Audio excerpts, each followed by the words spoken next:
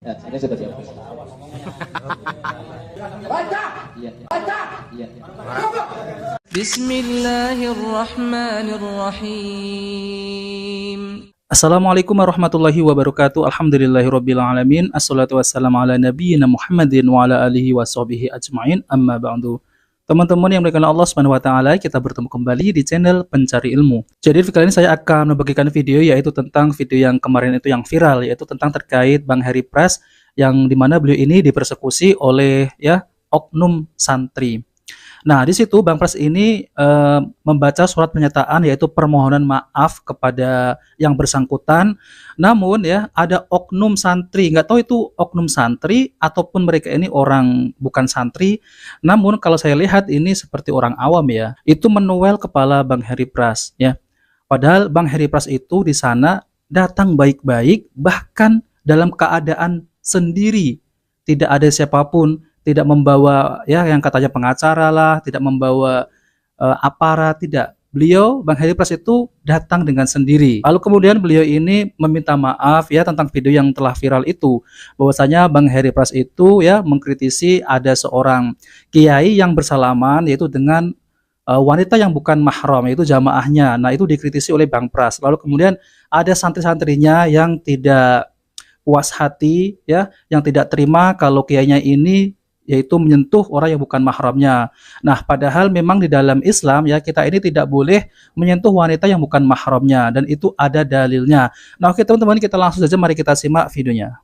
A'udzubillahi minasyaitonirrajim. Bismillahirrahmanirrahim. Saya di-share beberapa video dari teman-teman atau netizen juga memberikan video itu kepada saya, dan saya sebenarnya tidak memberikan tanggapan mengenai hal itu. Karena apa? Saya sudah memberikan klarifikasi dan saya juga sudah beritikat baik kepada mereka untuk menghapus video-video saya yang mungkin tidak berkenan bagi mereka. Dan terlepas dari polemik ini teman-teman, ketika saya memberikan reaksi tersebut di dalam media sosial, kita diberikan kebebasan untuk menyampaikan opini, terlebih kata Kiai Khalil Nafis, apabila kita melihat sesuatu di media sosial dan kita merasa perlu untuk mengkritiknya dan itu sudah menjadi konsumsi publik, maka sah-sah saja kita untuk memberikan pendapat yang berbeda. Kalau saya menyebar di medsos, saya memberi keterangan, orang bertanya dan dia disebar di medsos, sesuatu yang terang di medsos maka harus dijelaskan di medsos. Makanya kalau ini sudah diam-diam, kita sampaikan diam-diam. Nggak ada yang salah. Wong itu juga disampaikan di medsos juga berkembang.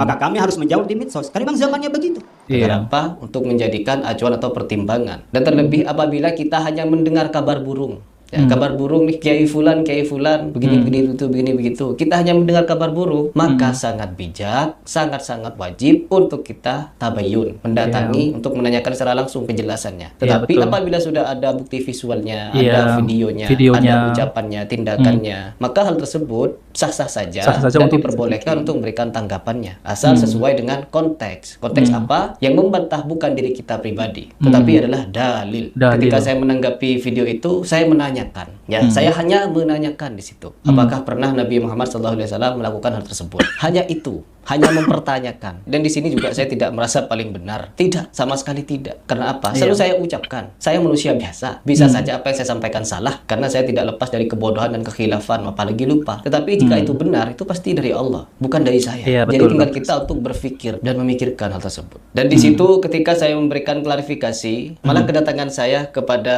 kawan-kawan yang meminta saya untuk memberikan klarifikasi, malah mereka banyak memvideo. Kedatangan saya di video, lalu disebarkan dengan liar, disebarkan dengan liar. Lalu klarifikasi saya yang selengkapnya tidak mereka posting, teman-teman. Hanya bagian-bagian tertentu yang diposting. Saya menghapus video-video saya meminta maaf dengan setulus hati, tetapi yang terjadi seperti ini. Nah, teman-teman yang dimuliakan Allah SWT, jadi itulah saya ingin mengomentari sedikit Karena apa Bang Pras ini datang ke sana itu ingin mengklarifikasi. Lalu kemudian beliau ini datang sendiri tanpa didampingi aparat ataupun apalah gitu seorang pun beliau itu datang sendiri. Beliau datang dengan baik-baik untuk meminta permohonan maaf kalau memang beliau ini Bang Heri Pras ini salah. Namun kalau saya simak di dalam video tersebut itu, Bang Heri Pras itu mengkritik ada seorang oknum kiai yang bersentuhan dengan bukan mahram jamaahnya yaitu wanita. Tentunya Bang Heri Pras ini kan membantahnya dengan dalil adakah Nabi Shallallahu Alaihi Wasallam itu ketika ada membaiat ataupun beliau ini membaiat kepada sahabiah yaitu para wanita Ansor Rasulullah Shallallahu Alaihi Wasallam itu tidak pernah menyentuhnya Beliau tidak menyentuhnya. Jadi beliau ini tidak pernah menyentuh wanita yang bukan mahram. Nah, disitulah Bang Heri Pras ini membantah dengan dalil itu. Nah, oke, mari kita lanjutkan ya. Sampai seperti ini, judul-judulnya, kalimat-kalimatnya, kita sebagai seorang muslim berpedoman terhadap Al-Quran dan Al-Hadis. Apapun cara hidup kita, bagaimanapun kita hidup, entah kaya, entah miskin, entah susah, entah senang, apapun kembali pada Al-Quran dan Hadis. Karena itu pedoman kita hidup. Apabila ada pendapat ulama, ya meskipun ulama itu terkenal alim teman-teman, yang namanya manusia tidak maksum seperti Nabi, bisa melakukan kesalahan. Sebagaimana Umar radhiyallahu an, yang dimana Umar pernah berfatwa tentang hukum mahar, apa yang terjadi? Ditegur oleh wanita Quraisy di depan umum. Ya, di depan umum. Ketika Umar turun dari mimbar, langsung ditegur, dikritik oleh siapa? Oleh wanita Quraisy, wanita loh, yang derajatnya jauh dari Umar bin Khattab. Tetapi Umar bukan marah, bukan emosi, padahal Umar ini adalah orang yang sangat tegas teman-teman. Tapi apa yang dilakukan Umar? Umar mendengarkan kritikan itu, meskipun dikritik di depan umum. Dan akhirnya apa? Umar kembali ke mimbar, beristighfar kepada Allah dan menarik kata-katanya, lalu meminta maaf. The real kesatria. Ya, memang di dalam bab ini kebenaran itu memang harus disampaikan,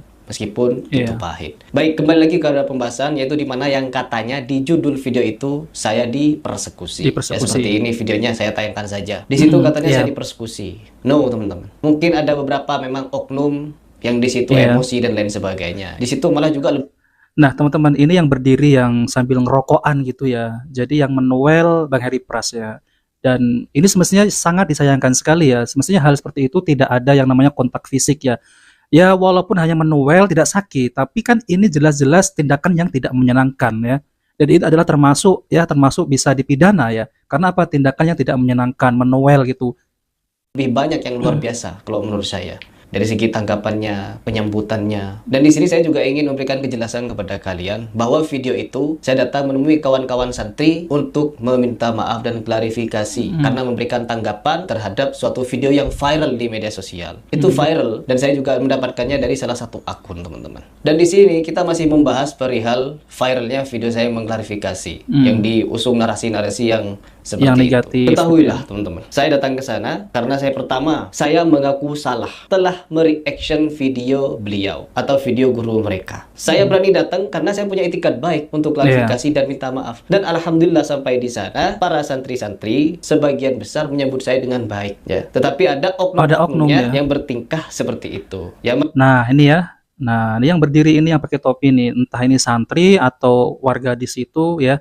Ya mungkin kata Bang Pras ini ya santri ya. Ya namun ada oknum santri yang seperti itu ya.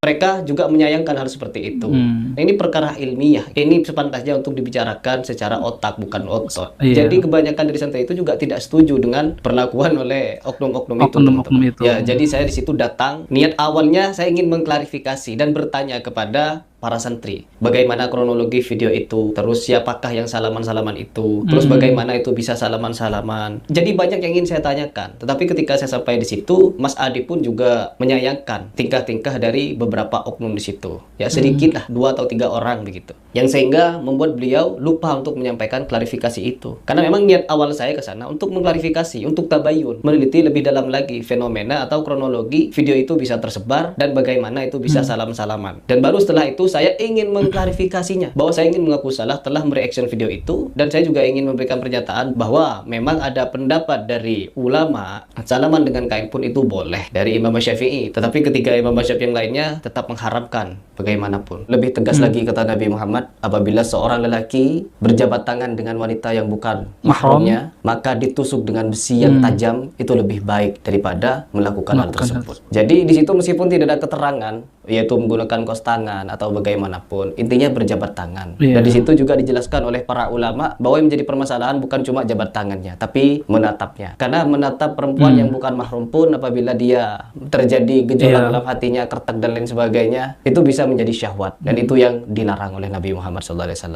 Nah, teman-teman yang dimuliakan Allah SWT, jadi itulah ya video dari Bang Heri Pras ya, bahwasanya Bang Heri Pras ini mendatangi pondok tersebut ataupun ya orang-orang santrinya dari kiai tersebut itu. Satu, beliau ini Bang Heri Pras ya ingin meminta maaf, mengklarifikasi dan menanyakan siapa dan siapa yang bersalaman dengan kiai tersebut. Namun ini sangat disayangkan sekali ya, memang ada 1-2 oknum ya yang melakukan tindakan yang sangat tidak patuh untuk divideokan, yaitu apa? Yaitu tindakan yang tidak menyenangkan ya. dan di situ banyak video yang beredar ya. Ya dari mana lagi kalau bukan dari santri-santri tersebut ya. Seharusnya ya kalau beliau Bang Heri Pras ini kalau mau modifikasi seharusnya ada perjanjian, jangan ada kamera-kamera. Nah, maka dari itulah ya, inilah ya efeknya kalau datang itu kalau ada yang memvideo, efeknya gini, pasti terjadi fitnah di situ ya. Nah, semestinya yang saya disayangkan sekali ya, Bang Heri Pras seharusnya lain kali harus berhati-hati kembali ya, harus berhati-hati kembali kalau hendak ya ke sana itu ya minimal itu ada perjanjiannya juga, terus keamanan juga. Dan ini sangat disayangkan sekali ya. Karena apa? Karena Bang Heri Pras datang tuh untuk meminta permohonan maaf kalau memang Bang Heri Pras ini berbuat salah ya. Namun tentang terkait masalah hukum salaman dengan bukan mahram ya, memang pendapat yang paling kuat itu adalah mengharamkan ya, walaupun itu memakai kain. Nah, maka dari itu ya teman-teman, jadi kita harus berpegang teguh pada Al-Qur'an dan hadis-hadis Nabi Shallallahu alaihi wasallam ya. Mana pendapat yang paling kuat. Nah, teman-teman, itu saja yang ingin saya sampaikan. Jika video ini bermanfaat, jangan lupa like dan subscribe di channel Pencari Ilmu. Wabillahi taufiq wal hidayah. Wassalamualaikum warahmatullahi wabarakatuh.